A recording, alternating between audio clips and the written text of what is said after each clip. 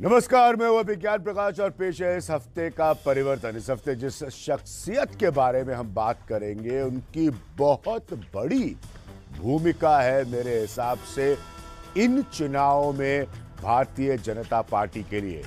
जिक्र कर रहे हैं हम केशव प्रसाद मौर्य का। तो आगे बढ़ने से पहले, क्या है केशव प्रसाद मौर्य की कहानी, शुरुआत के दिन और कैसे वो कहां से कहां तक पहुंचे भारतीय जनता पार्टी में।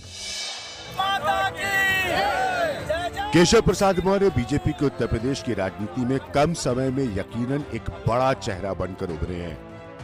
बल्कि खास बात यह है कि उनकी राजनीति का सितारा भी चमका बीजेपी के साथ, यानी कि 2014 में लोकसभा की हुई ऐतिहासिक जीत के साथ। इसी चुनाव में पहली बार फूलपुर से वो 2014 में सांसद चुने गए।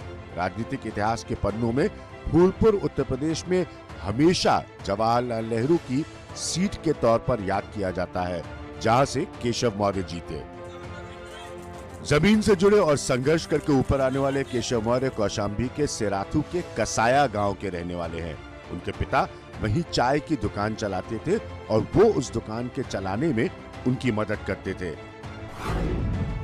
साथ में केशव अखबार भी बेचते थे। शुरुआती समय से ही उनकी कट्टर बीजेपी के हिंदुत्व की छवि रही है।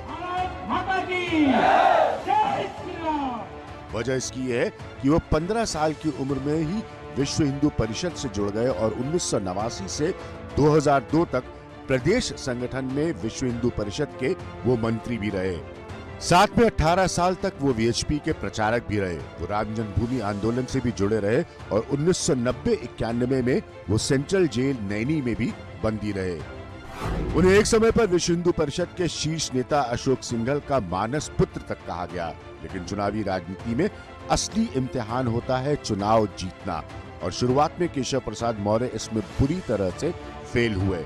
पहला चुनाव उन्होंने इलाहाबाद पश्चिम सीट से 2004 में लड़ा और तीसरे नंबर पर है। ठीक यही हुआ 2007 में भी उनके साथ। सीट वही थी इलाहाबाद पश्चिम और केशव मौर्य फिर बीजेपी के टिकट पर तीसरे नंबर पर आए। मगर 2012 ने सियासी नसीब बदला और वो लड़े और जीते उस सीट से जहां के वो थे, यानी कि सेराथू। इस बार भी वो वहीं से चुनाव लड़ रहे हैं। लेकिन राजनीतिक जीवन में बड़ा फेरबदल तब आया जब 8 अप्रैल 2016 को वो यूपी बीजेपी के प्रदेश अध्यक्ष बने और उनकी अध्यक्षता के समय ही 2017 में बीजेपी को ऐतिहासिक 300 से ज्यादा सीटें हासिल हुई। केशव मौर्य का नाम मुख्यमंत्री बनने के लिए भी सामने आया, लेकिन बाजी हाथ लगी योगी आदित्यनाथ के और केशव मौर्य को उप मुख्यमंत्री बनकर ही संतोष करना पड़ा। तो आइए एक नजर डालते हैं केशव प्रसाद मौर्य की ताकत क्या है। पहला पॉइंट मेरे हिसाब से केशव प्रसाद मौर्य को लेकर है, जमीन से जुड़े हुए प्रदेश के नेताओं में गिने जाते हैं। ये पहला पॉइंट है मेरे हिसाब से। दूसरा पॉइंट मेरे हिसाब से यह है कि स्वामी प्रसाद मौर्य के जाने के बाद मौर्य समाज के बड़े नेताओं में गिने जाते हैं भारतीय जनता पार्टी के लिए। यह महत्वपूर्ण पॉइंट इन चुनाव में। तीसरा पॉइंट मेरे हिसाब से है कि यूपी में बीजेपी के पिछड़े की जो राजनीति है, पिछड़ों की जो राजनीति है, उसका बड़ा चेहरा है। चौथा पॉइंट मेरे हिसाब से यह है कि 5 साल डिप्टी सीएम रहने की वजह से प्रशासनिक अनुभव अब उनके पास है, जो पहले नहीं था केशव मौर्य के पास। तो इन सब मसलों पर बात करने के लिए जिस शख्सियत का हम जिक्र कर रहे हैं वो खुद हमारे साथ है, यानी कि केशव प्रसाद मौर्य खुद हमारे साथ है। केशव जी, पहला पॉइंट जो सीधा सा मेरे लिए आपके लिए सवाल बनता है वो ये कि स्वामी प्रसाद मौर्य के लास्ट मिनट पर जाने के बाद आपके लिए जिम्मेदारी और चुनौती दोनों कितनी बड़ी है भारतीय जनता पार्टी के हिसाब से? मैं मानता हूं कि हमें किसी जाति की सीमा में, किसी अगड़े पिछड़े अनुसूचित की सीमा में भारतीय जनता पार्टी को अथवा मुझे बांध करके देखने की आवश्यकता नहीं है। हम सबको साथ लेकर के चलते हैं, हम सबके विकास के लिए काम करते हैं और हम सब को 5 वर्षों के कार्यकाल में डबल इंजन की सरकार के माध्यम से जो उनके जीवन की प्राथमिक आवश्यकता थी उसे पूर्ण करने का काम किए हैं और इसका व्यापक प्रभाव आम जन के ऊपर है। एक इंपॉर्टेंट फैक्टर जो निकल कर आ रहा है और 2014 से मैं लगातार बीजेपी का आकलन करता हूं, वो बड़ी जीत थी भारतीय जनता पार्टी को और जीत बरकरार रही 2019 तक। अगर प्रतिशत के हिसाब से देखें तो जितना बड़ा प्रतिशत ओबीसी वोटों का भारतीय जनता पार्टी को मिला, किसी और पार्टी को इन चुनाव में नहीं मिल पाया। इसको कहां तक होल्ड कर पाएंगे आप, कहां तक रिटेन कर पाएंगे आप? देखिए, जब आपके जो सवाल आ रहे हैं उस सवाल के आधार पर आप केवल पिछड़ों पे लेकर के जा रहे हैं। हम कह रहे हैं हम अगड़े पिछड़े अनुसूचित की त्रिवेणी भारतीय जनता पार्टी है, नंबर 1।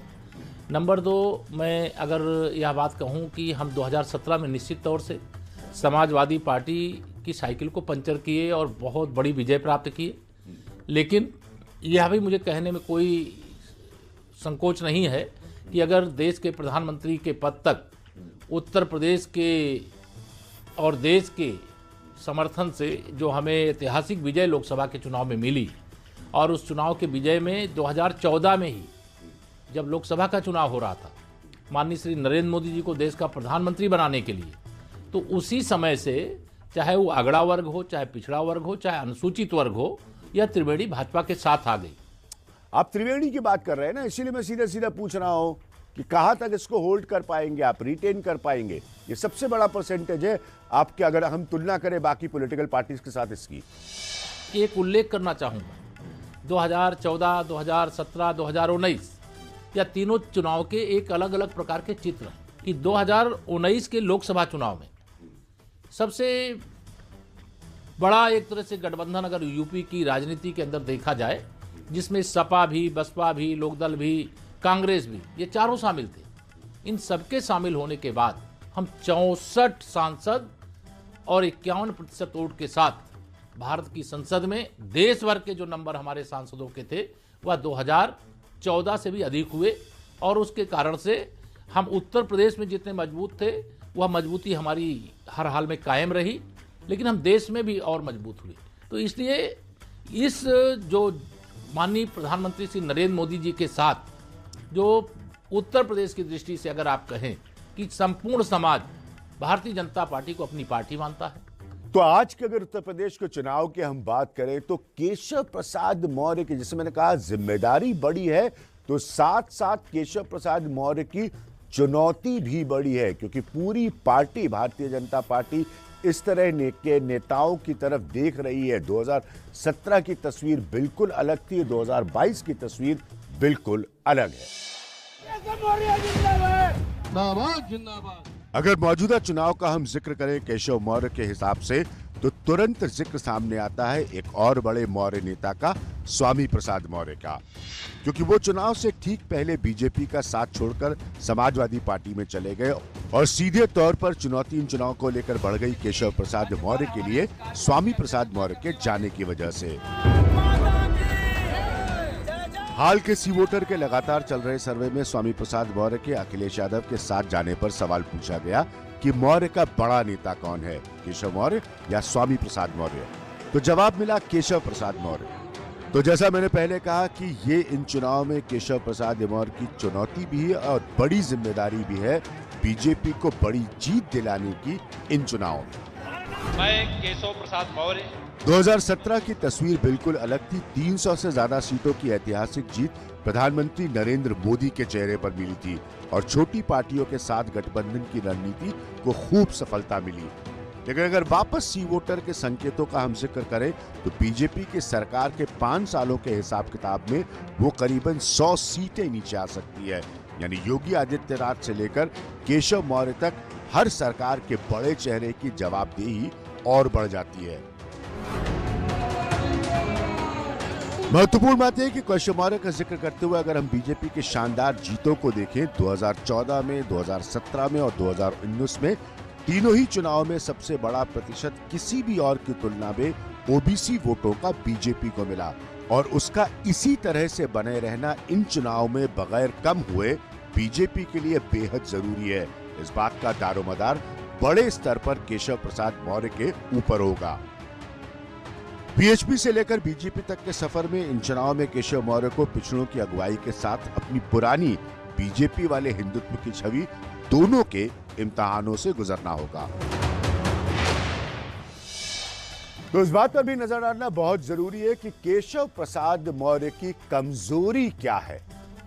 पहला पॉइंट मेरे हिसाब से जो केशव प्रसाद मौर्य की कमजोरी का है वो ये कि 8 अप्रैल 2016 को बीजेपी प्रदेश अध्यक्ष बने और 2017 में उनके रहते बीजेपी को ऐतिहासिक जीत मिली, लेकिन सीएम का पद उनको नहीं मिला, सिर्फ दावेदार वो रहे।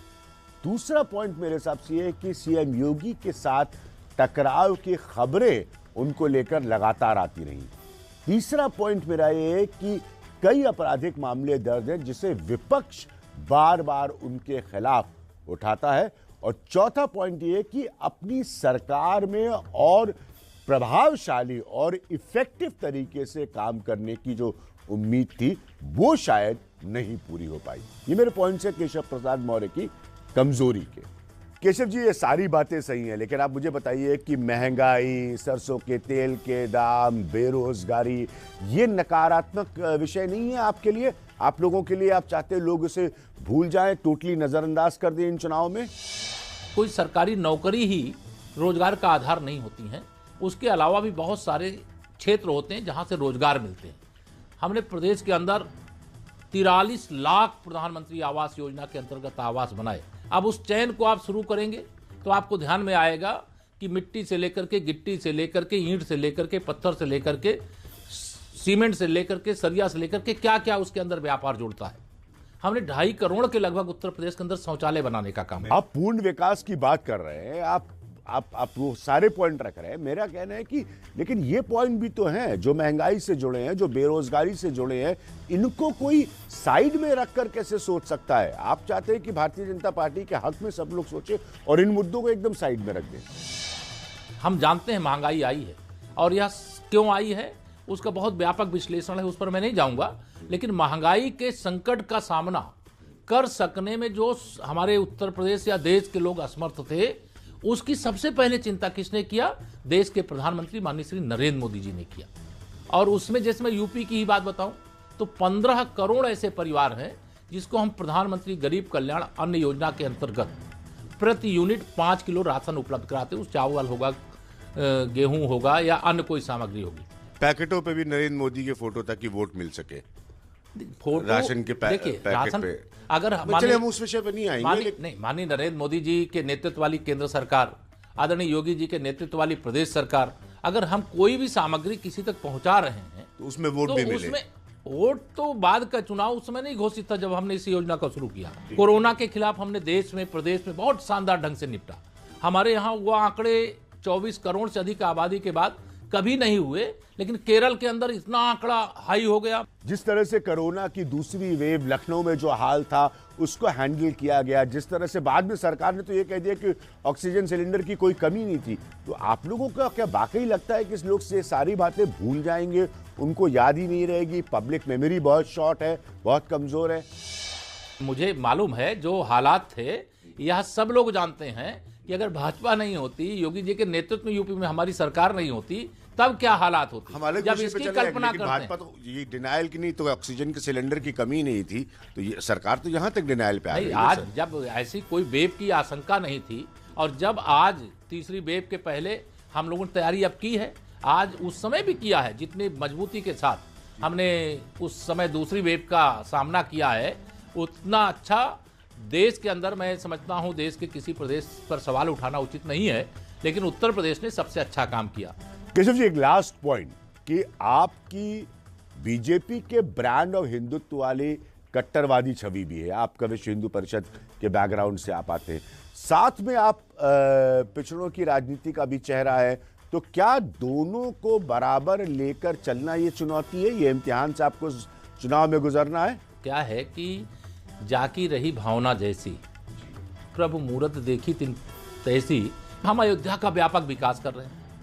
बाबा विश्वनाथ जी के उस धाम को जो औरंगजेब के समय आक्रमण करके ध्वस्त किया गया था, अगर उसमें हम सुधार करके काशी का विकास कर रहे हैं, और अगर हम मथुरा के भी विकास की बात करते हैं तो मिर्ची क्यों लगती है किसी को? काशी मथुरा अपने हिंदू काशी मथुरा और अयोध्या, इनका विकास, प्रयागराज का विकास, चित्रकूट धाम का विकास, विंध्याचल धाम का विकास, आगरा का विकास, बिठूर का विकास, इसके आधार पर बहुत बड़ी संख्या में धार्मिक पर्यटकों का जब यूपी के अंदर आगमन होता है तो उससे रोजगार सृजित होता है। अगर हम रोजगार सृजित करने के लिए और अपने हिंदू वोट तीर्थस्थलों बैंक का- कंसोलिडेट होता है। देखिए, हिंदू वोट बैंक, यह मैंने कहा दृष्टि दोष है।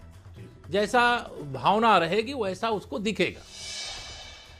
तो यह था जिक्र खास बातचीत केशव प्रसाद मौर्य के साथ, जिनकी बड़ी भूमिका होगी भारतीय जनता पार्टी के लिए इन चुनावों में। फिलहाल नमस्कार, अगले हफ्ते एक और शख्सियत के बारे में जिक्र करेंगे, आकलन करेंगे कि वो परिवर्तन का क्या असर डाल रहे हैं इन चुनाव में।